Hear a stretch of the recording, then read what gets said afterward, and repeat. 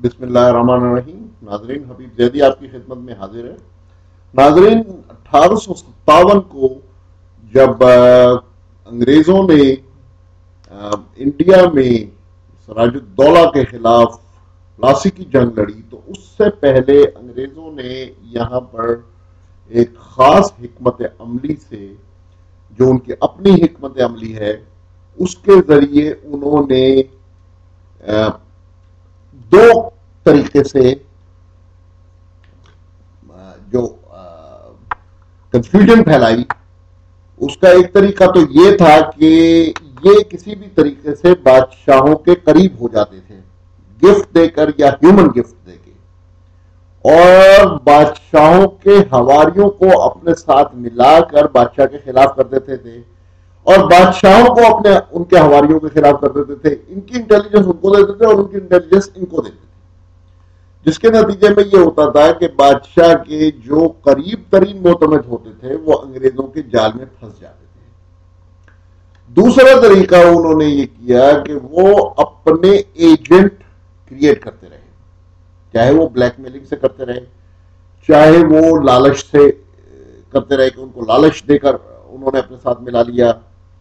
چاہے ان کو اپنی ٹیکنالوجی کا روپ دے کر اپنے ساتھ ملا لیا، اور دوسری طرف عوام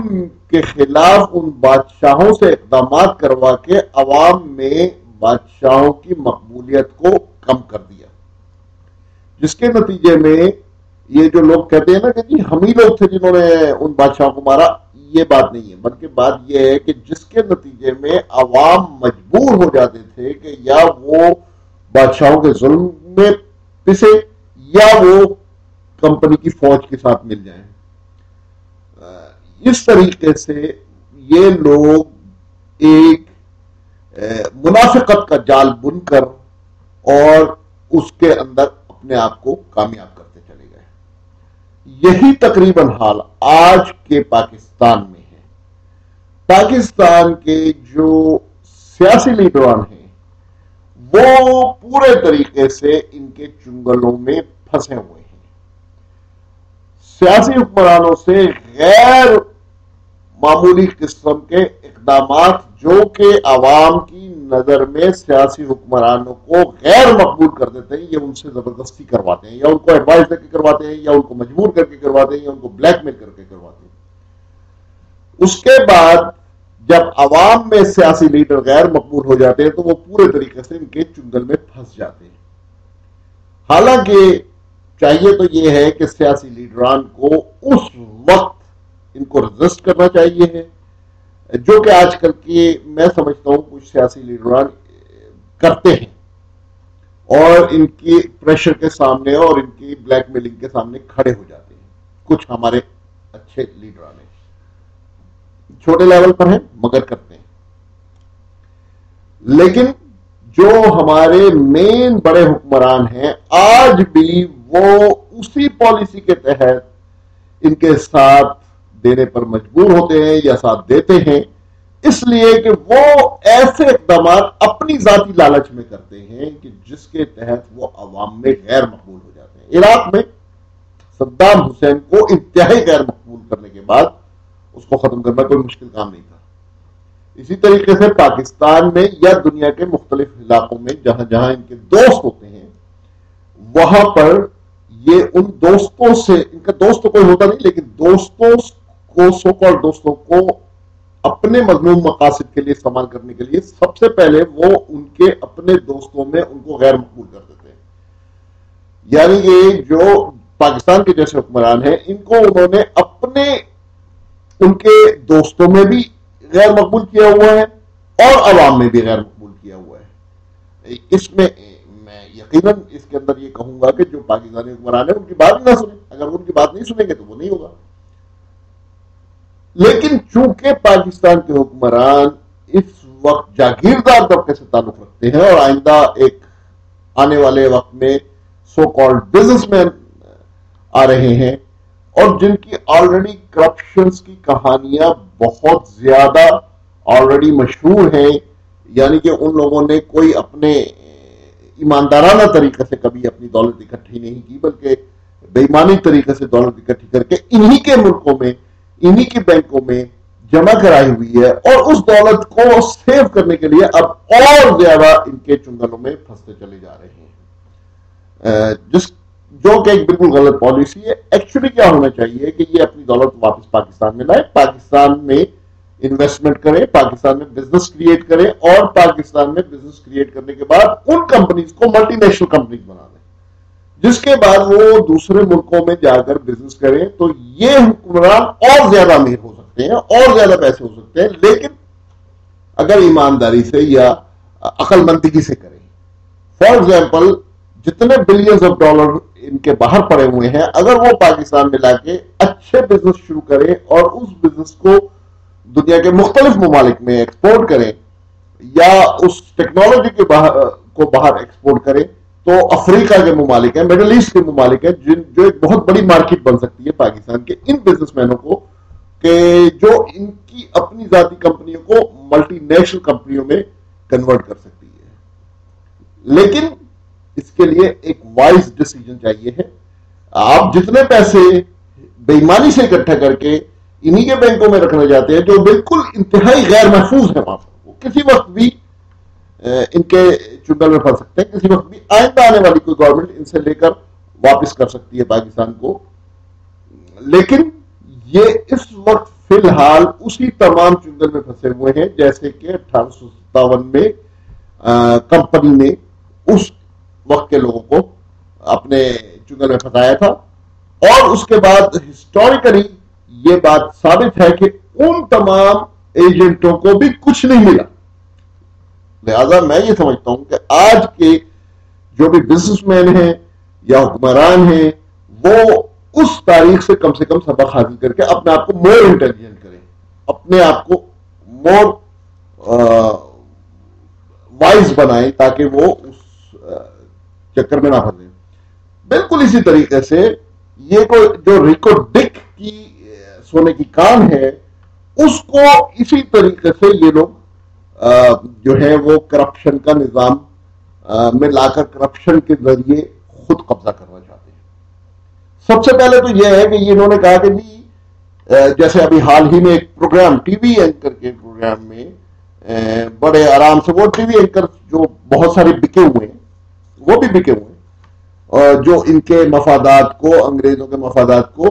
प्रोटेक्ट करने का जिम्मा जिन्होंने लिया हुआ है, वो फक्टिशियस फिगर के जरिए और फक्टिशियस जस्टिफिकेशंस के जरिए पाकिस्तानी आवाम को कन्विंस कर रहे हैं, और तमाम लोगों को और गवर्नमेंट को, कि ये काम जो रिकोडेक्ट का सोने का काम है, ये हम लोग कर ही नहीं सकते,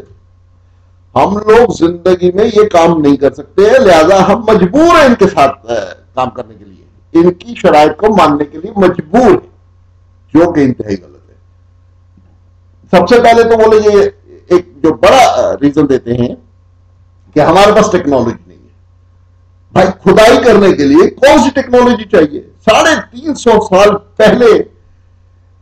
एक टनल जो लाहौर से दिल्ली तक के लिए बनाई गई थी, उस वक्त वो बनाई जा सकती थी, आज नहीं बनाई जा सकती। आज नहीं कुछ कर सकते ऐसी खुदाई का काम।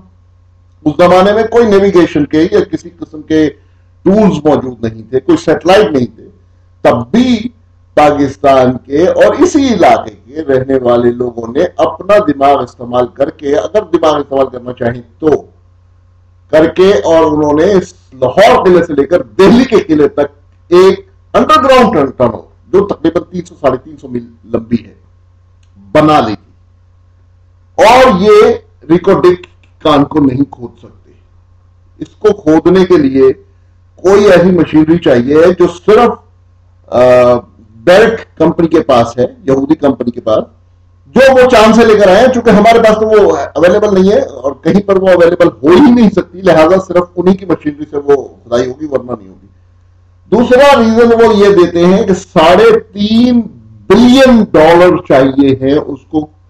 सोने को निकालने के लिए, जो कि इंतहा से बड़ा झूठ है। पाकिस्तान के अंदर सबसे बड़ी फक्टिशियस और इंतहाई बेवकूफाना जस्टिफिकेशन जो दी जाती है किसी बेईमानी को, उसमें सबसे बड़ी यह है कि प्रोजेक्ट کے فگرز کو اتنا بڑھا چڑھا کے بیان کر دو, انویسٹمنٹ کو اتنا بڑھا چڑھا کے بیان کر دو کہ سب لوگ مجبور ہو جائیں کہ جی ہمارے پاس تو اتنے پیسے ہیں ہی نہیں. آج میں آپ کو بتاتا ہوں کہ بیسیکلی اس کے اوپر اگر اس کام سے سونا نکالا جائے تو بیسیکلی کتنی انویسٹمنٹ کی ضرورت ہے جو کم سے کم چاہیے وہاں پر, جو کہ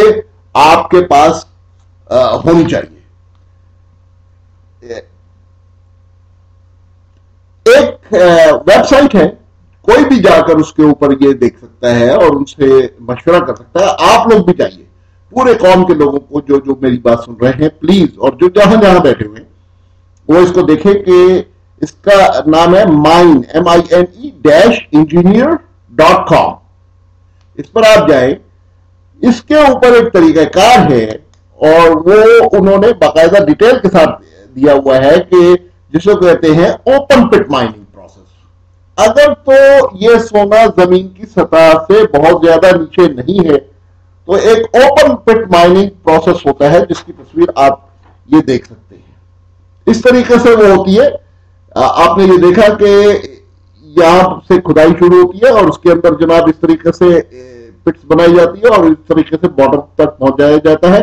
تاکہ یہاں پر جو ہے نا وہ گولڈ نکالا جا سکے, اور اس کے ساتھ روڈز ہوتی ہیں جو واپس اس کو لے کر آتی ہیں. بڑا ایزی پروسیس ہے, کوئی خاص مشکل کام نہیں ہے. اور اس کے لیے جو شیولز یا مشینیں چاہیے کھدائی کرنے کے لیے یا بلاسٹنگ کی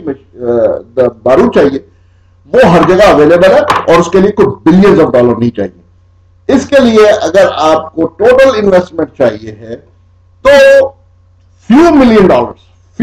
ڈالر سے یہ پروجیکٹ شروع ہو سکتا ہے. کھدائی کی مشینیں آلریڈی پاکستان میں موجود ہیں. اگر آپ کو بہت تکلیف ہے اور آپ نئی مشینوں سے ہی کام کرنا چاہتے ہیں تو آپ کچھ کھدائی کی جو شیول جنہیں کہا جاتا ہے کیٹرپلر کے بھی اور دوسروں کو بھی, یا چائنا سے بہت سستے برینڈ نیو مشین جو ہے وہ تقریباً 5-6 لاکھ ڈالر کی ملتی ہے, اور یوزڈ مشین جو ہے وہ تو 50-50 ہزار ڈالر سے یہاں پر مل جاتی ہے, جو کہ 8-5-40-30-40 لاکھ روپے کی ہوتی ہے یہاں پر ایک مشین, اور وہ کھدائی کرتی ہے, وہ کھدائی کرتی بھی چلی جاتی ہے نیچے تک. دوسرا جو طریقہ کار ہے ان کا وہ ہے اگر ڈیپ ہے یہ گولڈ تو وہ اس کو بورنگ کرتے ہیں. ایک وائٹ بورنگ بہت آسان کام ہے, کوئی مشکل کام نہیں ہے. انڈسٹریل ڈائمنڈ ٹپ کی ان کی پٹس ہوتی ہیں اور وہ اس سے جو ہے نا بٹ سے کھدائی کر کے نیچے چلے جاتے ہیں اور نیچے جا کے بلاسٹنگ کر کے اس کی ٹنلز بنا لیتے ہیں, اور وہاں سے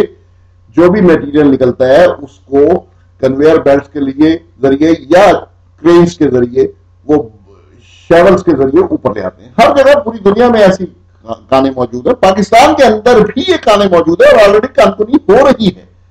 اس کے لیے کوئی بلینز آف ڈالر نہیں, یہ $3.5 بلین فکٹیشس اماؤنٹ ہے. اور اگر یہ سمجھتے ہیں کہ یہ $3.5 بلین ہے پاکستان گورنمنٹ کو چاہیے, یا چیف جسٹس صاحب سے میں ریکویسٹ کروں گا کہ وہ کمپنی سے کہیں کہ پہلے $3.5 بلین شفٹ کرے پاکستان کے اندر کیش, اور پھر یہاں سے اپنے آپریشن کا آغاز کرے اور $3.5 بلین پورے طریقے سے اس پروجیکٹ پہ انویسٹ کر دے. ناٹ ود کہ باہر سے امپلائی لے کر آئے گی. پاکستان کے لوگوں کو ہائر کرنے کے بعد میں یہ دیکھتا ہوں کہ $3.5 بلین میں کیا ہوگا. $3.5 بلین میں تو وہ پورا علاقہ ہی ڈیولپ ہو جائے گا, اتنے زیادہ پیسے ہیں. اس کے لیے فیو ملین ڈالر, زیادہ سے زیادہ $10 سے $20 ملین کے علاوہ کوئی پیسے نہیں چاہیے ہیں. وہاں پر جو لیبر ہے وہ بہت سستی ہے. یہ کمپنی جو سو کالڈ کمپنی ہے جو آپ کو فکٹیشس فگر دے رہی ہے کہ جی $3.5 بلین آپ انویسٹ کریں گے اور آپ انویسٹ کریں, اس کا مطلب زمین کی کوئی ویلیو نہیں ہے, اس گولڈ کی اپنی کوئی ویلیو نہیں ہے. جو کہ انویسٹمنٹ لے کر آ رہا ہے سارا شیئر وہی لے جائے گا. یہ ہمارے